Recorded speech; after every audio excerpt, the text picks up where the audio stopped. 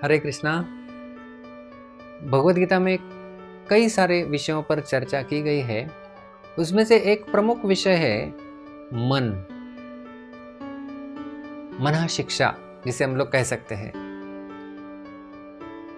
अर्जुन जब लड़ाई कर रहे थे तब उनकी मनस्थिति ठीक करने के लिए ही भगवान कृष्ण ने उन्हें गीता का संदेश दिया था। तो उसी प्रकार से हमारी भी मनस्थिति ठीक हो सकती है यदि हम लोग गीता का जो ज्ञान दिया हुआ है उसका हमारे जीवन में पालन करना प्रारंभ करें। तो ये मन क्या होता है उसके बारे में हम लोग थोड़ा समझने का प्रयास करेंगे। जैसे एक कंप्यूटर होता है, उस कंप्यूटर में होता है एक हार्डवेयर जो हमें दिखता है और उसके अंदर एक होता है सॉफ्टवेयर जो नहीं दिखता है। उसी प्रकार से जब हमें शरीर होता है तो हमें इसके पुर्जे दिखते हैं अलग अलग, ये है हार्डवेयर के समान, और उसके अंदर जो है उसे कहते हैं हम लोग सॉफ्टवेयर। तो ये सॉफ्टवेयर क्या है? तो हमारा जो सूक्ष्म शरीर जिसे हम लोग कहते हैं, हमारा मन, बुद्धि और अहंकार, वो है हमारा सॉफ्टवेयर। और हार्डवेयर हमारा होता है जो इंद्रियां हमें दिखाई देती है, हमारे हाथ, पैर, पेट जो भी है वो सब हार्डवेयर के समान है। कंप्यूटर में जब भी हम लोग कार्य करते हैं तो हार्डवेयर में थोड़ी बिगाड़ी आ जाए तो चल जाएगी, लेकिन सॉफ्टवेयर में बिल्कुल बिगाड़ नहीं चलता। आप लोगों ने फ़ोन का इस्तेमाल किया होगा। फ़ोन आपका दिखने में बहुत अच्छा है, लेकिन उसके अंदर यदि वो अपडेटेड नहीं है, सॉफ्टवेयर में कुछ करप्शन आ जाता है, कुछ वायरस अटैक कर देता है, तब उसका कार्य होना बंद हो जाता है। तो इसी प्रकार से हमारा जो मन है वो एक सॉफ्टवेयर के समान है। उसमें यदि कुछ वायरस आ जाता है तो व्यक्ति का जीवन इस हद तक बिगड़ सकता है कि कोई व्यक्ति आत्महत्या भी कर सकता है। इसलिए इस सॉफ्टवेयर को ठीक रखना बहुत ही महत्वपूर्ण है। मन क्या है? मन एक शक्ति है जिसके 3 प्रमुख कार्य हैं। एक है विचार शक्ति, भावना शक्ति और इच्छा शक्ति। जो भी सारे विचार आते हैं वो हमारे मन में ही आते हैं। मुझे ये करना है, मुझे वहाँ जाना है, मुझे ये खाना है, ये सारे विचार जो है वो हमारे मन में ही आते हैं। उसके पश्चात हम कृति करते हैं। दूसरा है भावना शक्ति। जो सारी भावनाएं मनुष्य जीवन की होती है वो उनका प्रकटीकरण मन में ही होता है। जैसे प्रेम, करुणा या क्रोध, लोभ, ये सारी भावनाओं का प्रकटीकरण मन में होता है सर्वप्रथम, उसके पश्चात शरीर में आता है। जैसे मुझे किसी के ऊपर क्रोध आ गया, मैंने किसी को चाटा मार दिया, तो भले चाटा हाथ से मारा गया है, हार्डवेयर ने काम किया है, लेकिन उसका सबसे पहले प्रोग्रामिंग सॉफ्टवेयर में यानी हमारे मन में हुआ है। और तीसरा है इच्छा शक्ति कि कुछ करना है, हमें कुछ मुझे करना है, मैं ये कर सकता हूँ। वो इच्छा शक्ति जो है वो मन का ही भाग है। इस प्रकार से मन, उनका कार्य जो है वो 3 शक्तियों के आधार पर चलता है: विचार शक्ति, भावना शक्ति और इच्छा शक्ति। लेकिन यही मन यदि हमारे नियंत्रण में नहीं है तो हमारा सबसे बड़ा शत्रु बन सकता है। इसलिए उपनिषदों में कहा गया है कि मन एव मनुष्यस्य कारणम बंध मोक्षयोः हो। मन एक मनुष्य के मोक्ष का भी कारण बन सकता है और उसके बंधन का भी कारण बन सकता है। इसलिए भगवद गीता में भगवान श्री कृष्ण बताते हैं, बंधुर आत्मात्मनस्तस्य येनात्मैवात्मना जितः अनात्मनस्तु शत्रुत्वे वर्तेतात्मैव शत्रुवत्। इसमें 6ठे अध्याय के 6ठे श्लोक में भगवद गीता के भगवान श्री कृष्ण बता रहे हैं कि मन एक व्यक्ति का मित्र भी बन सकता है और वही मन एक व्यक्ति का शत्रु भी बन सकता है। कैसे?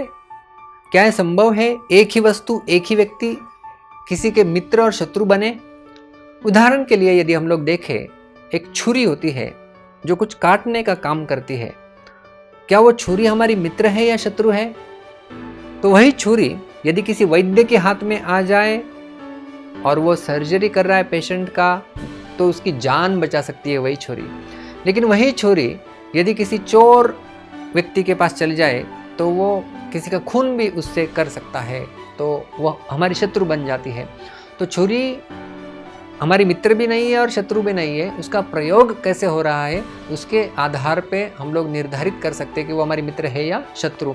उसी प्रकार से मन यदि हमारे अच्छे कार्य के लिए नियंत्रण में करके हम लोग प्रयोग करें तो वो हमारा मित्र बन जाएगा, और यदि अनियंत्रण में है, नियंत्रित नहीं है, तो सारी समस्याओं की जड़ भी हमारा मन बन जाएगा। इसलिए मन के ऊपर नियंत्रण लाना बहुत ही महत्वपूर्ण है। मन के ऊपर नियंत्रण कैसे लाया जा सकता है? सर्वप्रथम सूत्र है कि हमारी बुद्धि को हम लोग तीक्ष्ण बना के मन को वश में कर सकते हैं। इसका अनुक्रम भगवद गीता के 3 अध्याय में भगवान कृष्ण ने दिया हुआ है। इंद्रियाणि पराण्याहुर इंद्रियेभ्यः परम मनः मनसस्तु परा बुद्धि यो बुद्धे परतस्तु सह। हमारी इंद्रियां जड़ वस्तुओं से ऊपर है, हमारी इंद्रियों से ऊपर है हमारा मन, और मन से ऊपर है हमारी बुद्धि। तो यदि हम लोग बुद्धि के द्वारा यदि मन के ऊपर नियंत्रण लाए तो मन नियंत्रित हो सकता है।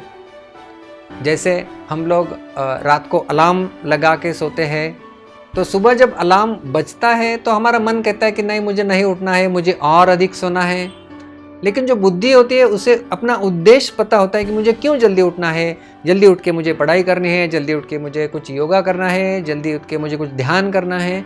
तो ये हो गई बुद्धि जो किसी उद्देश्य से कार्य करती है।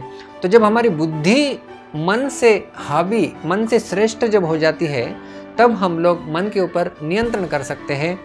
तो बुद्धि को तीक्ष्ण, बुद्धि को और अधिक कुशल कैसे किया जा सकता है? वो है शास्त्रों का अध्ययन करके।